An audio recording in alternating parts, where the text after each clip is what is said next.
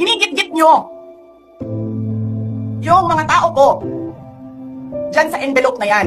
Lisa Marcos, naalala mo? Nagpadala ka sa akin ng video? Sinabihan mo ako saan kukunin ang pera.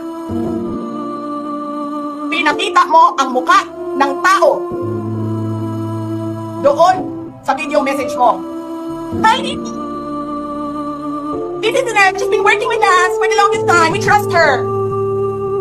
You sent me written instructions about money. Millions a month. Anong nakalagay doon sa envelope? DepEd. Anong ginawa ko? Binigay ko sa DepEd.